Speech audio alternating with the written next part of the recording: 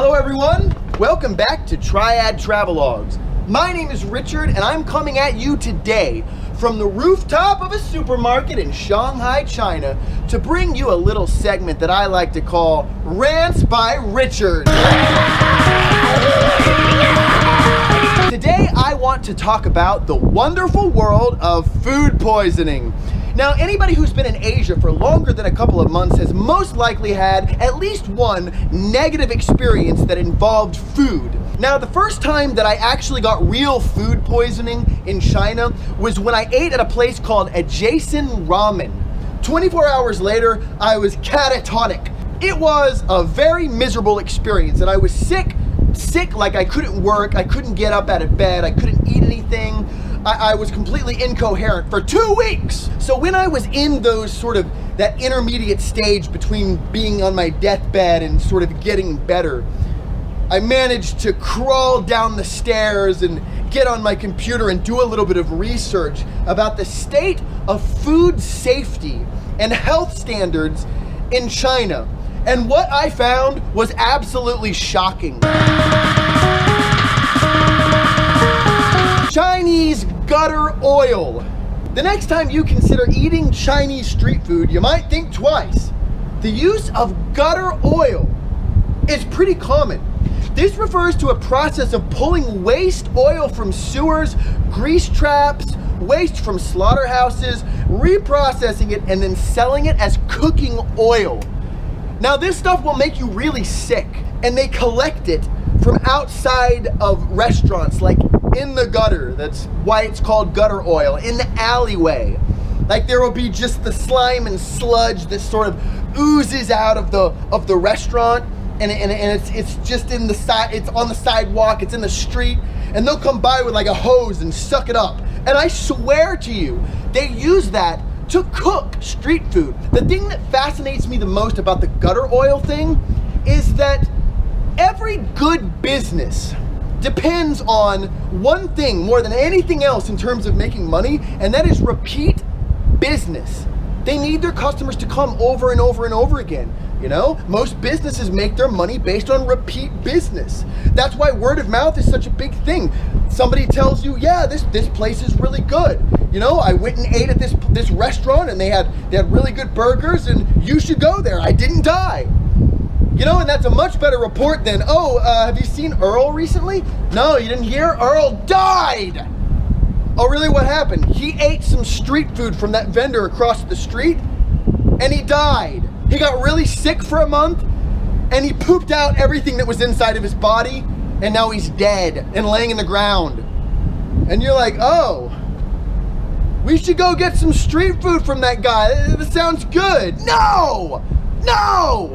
You're never gonna wanna eat there again. If you get sick from that food, you are never gonna wanna eat there again. If your friend gets sick from that food, he's gonna tell you about it, and you're never gonna wanna eat from there again, unless you're an idiot. So how is it that a large percentage of these street vendors are using gutter oil that makes people sick to cook their food and selling it to people, and they stay in business and people keep buying food from them?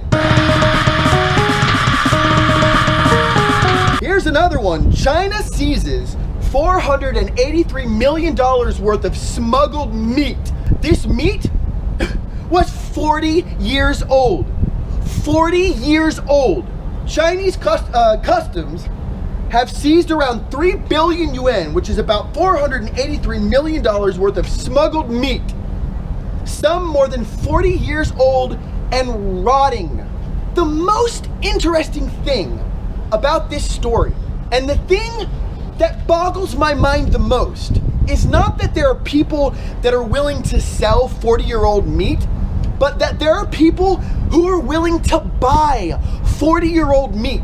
That there is legitimately a black market in this country for rotting meat that is older than me. How is that possible? At some point, somebody is eating bad food and getting sick like I did. At some point, somebody is eating bad food and dying like I almost did. And it doesn't really make very much sense. It's just such a bad business model, you know? Like drug dealers, they're criminals, but they stay in business because people like the drugs that they take. They might not be good for them, but people like them, you know? Prostitutes, they stay in business because people like having sex with them, right? But why on earth is a criminal enterprise that smuggles millions of dollars worth of rotting 4-decade-old meat in business? Why does anybody do business with them? It doesn't make any sense. Another story that I read is this story about Beijing.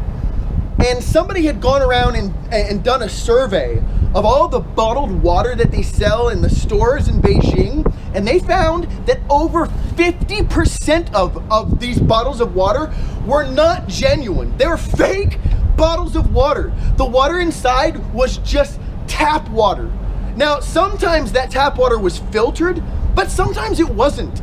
So there are literally people that are just taking these bottles, and I'm not talking about just a person, I'm talking about an enterprise of people that are taking empty bottles, like Evian bottles or whatever, filling it with tap water, and the tap water in China, by the way, is really super vile, and then just screwing them tight and selling them back to the stores, and then the stores in turn are selling this water to their customers. So there's a market for tap water, for Chinese tap water. So why is it that there are so many people that are willing to make these purchases? And you know, it can't just be ignorance, right? I mean, the street vendors are all using bad gutter oil in the food that they sell, but they keep getting repeat customers. They've been in business for generations. And then there are criminal enterprises that are selling millions of dollars worth of rotting meat from the 1970s. And there are people who are willing to buy that. And for decades, there have been people who have been willing to buy it and consume it. There's a market for it, right? There are companies that are bottling disgusting, vile, bacteria-infested sludge water, and they're selling it to customers as mineral water. And they have a marketplace to do this. There's a demand for this kind of stuff. And I just don't understand it. And when I was sitting there in the living room, sick out of my mind and reading this stuff, it made me so angry. I could never express with words how angry that made me. That this kind of demand and this kind of enterprise is what almost killed me.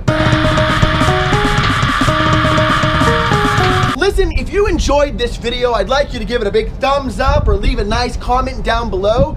Be sure to subscribe to my channel so you can watch me rant and rave every single day. I'm Richard. Thank you for watching Triad Travelogues. I'll see you again if I don't die from food poisoning.